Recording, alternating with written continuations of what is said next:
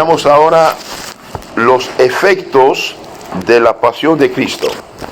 Efectos, resultados, frutos de la pasión de Cristo.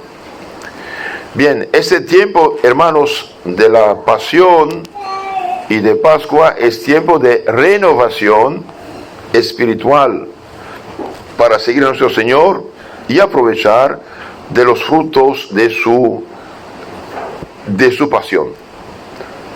Con su pecado de desobediencia, de orgullo, de imprudencia, Adán perdió la gracia santificante, el derecho al cielo. Por lo tanto, no pudo comunicarlo a sus hijos, lo perdió. Se hizo enemigo de Dios, es siervo por desgracia del pecado y del demonio. Cerró la puerta de la vida eterna delante de sí y de todos sus hijos. Una desgracia, pero así es. Adán, por su pecado, cerró la puerta del cielo delante de sus hijos. Y por esto debemos bautizar cuanto antes a los niños. Hago una paréntesis. ¿Qué pecado tiene el niño que acaba de nacer? Personal no tiene porque ni habla, no está consciente, pero nace con pecado heredado que llamamos pecado original, es decir, nace sin la gracia, sin la santidad, bajo el flujo del demonio y por lo tanto teniendo la puerta del cielo cerrada y la del infierno abierta. Por eso se bautizan los niños cuanto antes. Entonces Adán cerró delante de sí la puerta del cielo.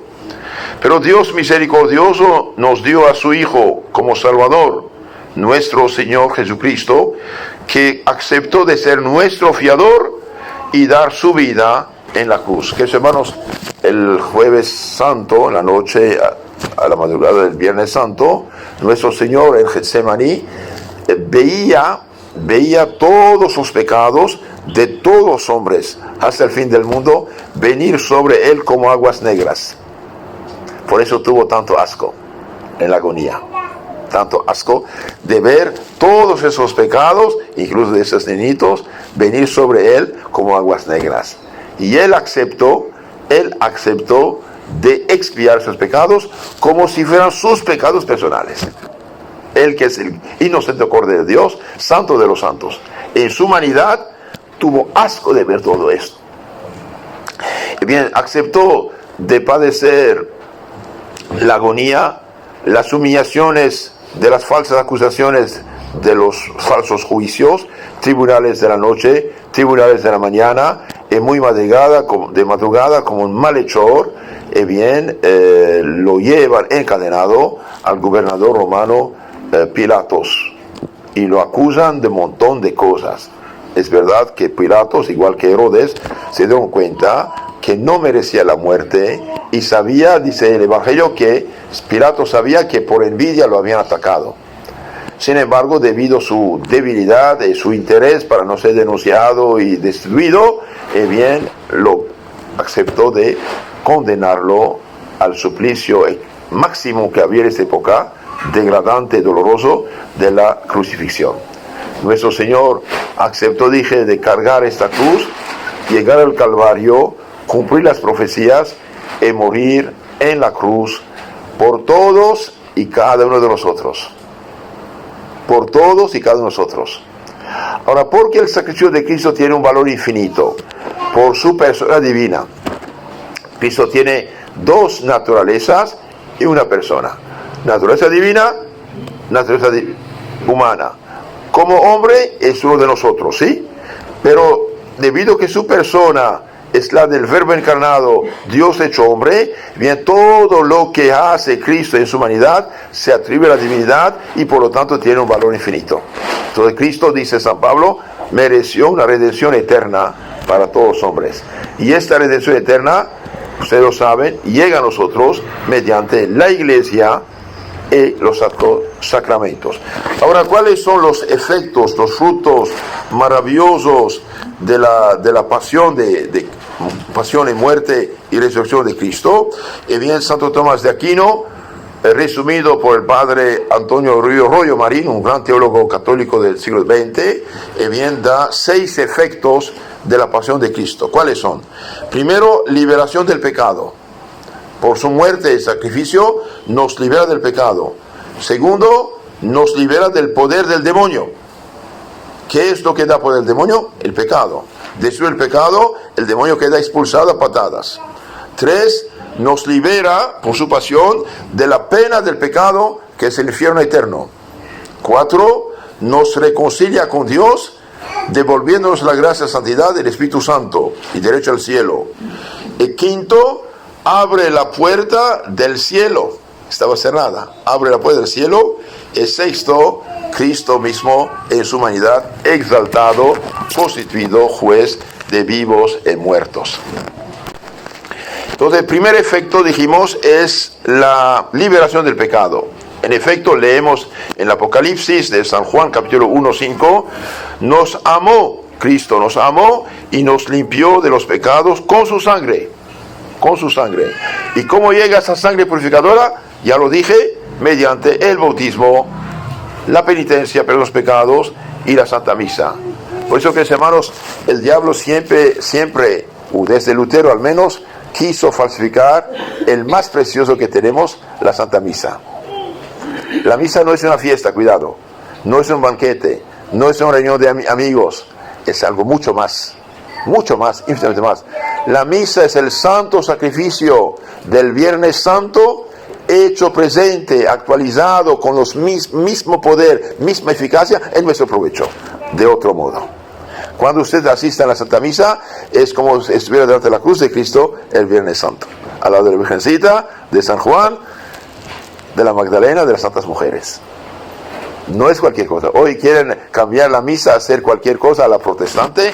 Esto no es correcto, eso no es católico. Por eso les aconsejo a todos de tener el libro también del padre Martín de Cochem, Explicaciones de la Santa Misa. Vale la pena, es un tesoro de primera. Y otro librito también, El Tesoro Escondido, de San Leonardo de Puerto Mauricio. Lean esos libros para empaparse del espíritu católico acerca del sacrificio de nuestro Señor. ¿Qué es lo que vence el demonio? La sangre de Cristo. Y la sangre de Cristo, ¿cómo nos rocía? Dije, en los sacramentos, pero especialmente en la Santa Misa. Cuando la Santa Misa está celebrada, Lucifer mismo en el fondo del infierno tiembla. El demonio queda paralizado. Cuidado, no es cualquier cosa. Por eso, que haya una persona o 10,000 personas o nadie delante de la misa, el sacerdote que celebra la misa neutraliza a los demonios, da gloria a Dios, alivia los difuntos y protege, ayuda vivos y difuntos. No es cualquier cosa la misa. Entonces, nos liberó, nos amó y nos limpió de los pecados con su sangre. ¿Por qué esto? Santo Tomás dice, la pasión de Cristo es la causa propia de la remisión de los pecados por 3 razones. Una, porque excite en nosotros la caridad. Cuando vemos que Cristo sufrió tanto por nosotros, decimos nosotros, Dios mío, misericordia, yo también tengo que hacer algo por Cristo y amar a Cristo. Como Él me amó, yo tengo que amarlo. La caridad nos obtiene el perdón de los pecados.